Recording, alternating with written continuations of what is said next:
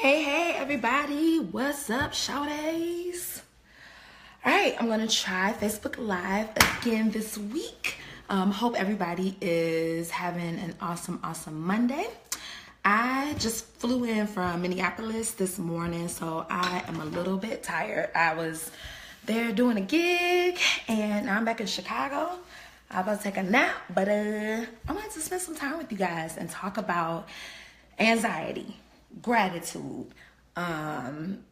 negativity, overcoming it, and the whole nine. So I'm gonna let a few people come on in. What is all these filters? What is happening? Should I put on a filter? Ooh, no. Ooh, no. No. Okay, cool. So yesterday, a Sunday Jumpstart went out to the subscribers of the newsletter, and it was all about, how do I turn this off? Jesus, how? Okay, cool. It was all about anxiety, and me and my addiction to reality TV. Now, for the past couple weeks, really last week, I have been feeling so anxious. I was worried about literally any and everything that fell under the sun. Like, I was worried about work stuff. In December, I kind of quit my job and have been freelancing ever since. And if you're a freelancer, you know that sometimes your checks be on and popping, and sometimes you just have to wait for the next gig to come along. Right now, I'm on a tour, and tour is about to end, so I've been stressed out about that. Like, Lord, when is the next project coming? I've been really anxious about just the business. Am I doing things right? I've been worried about just literally everything. Like, am I gaining too much weight? Should I lose some weight? Is my acne ever gonna go away? Do I need to stop wearing this red lipstick? Who gonna take my braids out? Like, literally stressed out, like to the point that I was starting to feel really sick. And it's because I put so much pressure on myself to be perfect, to do things right, to prove that I am the hardest worker in the room. And it is stressful. I was becoming so caught up in anxiety that all I wanted to do was sleep. I was kind of overeating. Some days I was under eating just because I was just a ball of worry. You know, like, I was on TV a few months ago, my bank account was on and popping, and now it's not. You know, the business is doing well, but me personally, it's just some things that I'm going through. We're all going through some things, and I was really starting to let it beat me up. And the only way that I could cope with it was to just kind of sit on my couch and become a couch potato. Like, I would much rather watch Yandy fight with the other housewives or the other baby mamas, listen to Candy pull out receipts on Portia, watch Janelle and Barbara fight over Jace on Teen Mom 2, then sit still and figure out, like, Jessica, what is the cause of all this anxiety? Yes, I know the topics were money, job security, financial security, but it's like, it's something got to be deeper than that. And I know, because I read a million self-help books, because I grew up in the church, I know that when you start to feel that way, you should tap in to your source, whether it's reading the Bible, whether it's praying, meditating, sitting down with a journal and really getting to the root of those problems. I know that's what I should be doing, but instead I was on Snapchat. Instead, I was sitting on that couch just watching, hey Katie, hey girl, just watching Real Housewives of Atlanta for hours on end, because I just could not cope and deal with my anxiety like I did not want to. But in that addiction to reality TV and just always trying to veg out on Netflix and binge watch, I was running further away from my peace. Just running like maybe 60 miles per hour away from the thing that I know would give me some rest and peace of mind.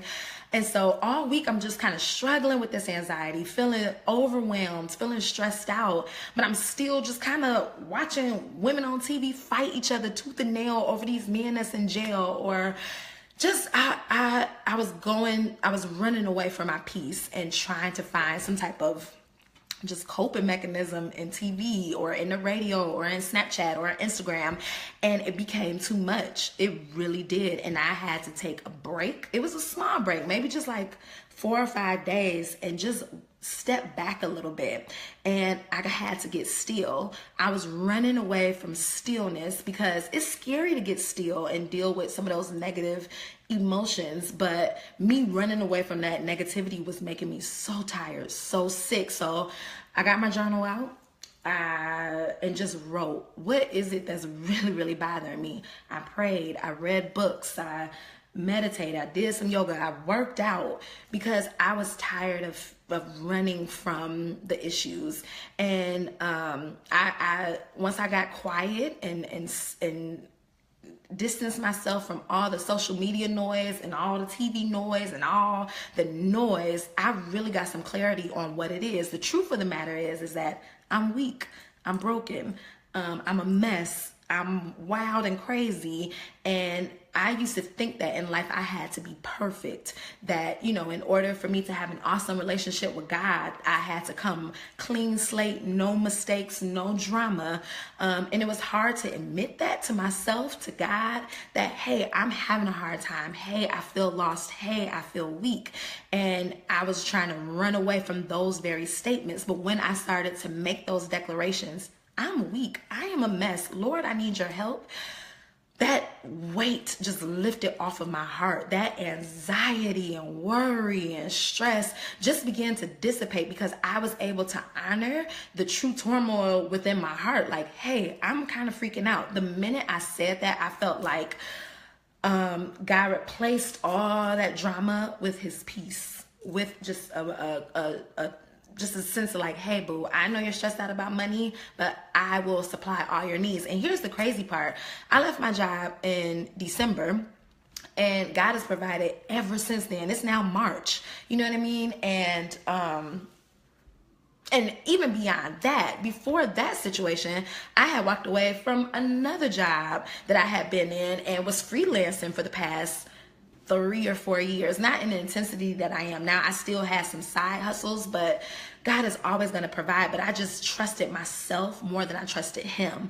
But I wasn't doing a good job. So, you know, this Sunday Jumpstart, which is a newsletter that goes out every Sunday, was about that. Stop running away from quietness, from solitude, from peace and quiet. And just deal with the stuff that's going on. There's freedom in just dealing with it, dealing with the feels, crying the cries.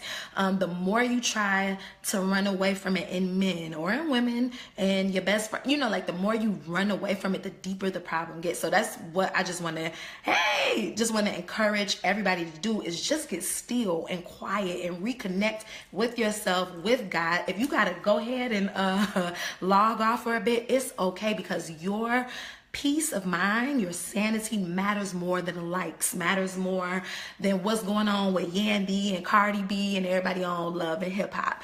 And so what happened today is a blog post went live about gratitude.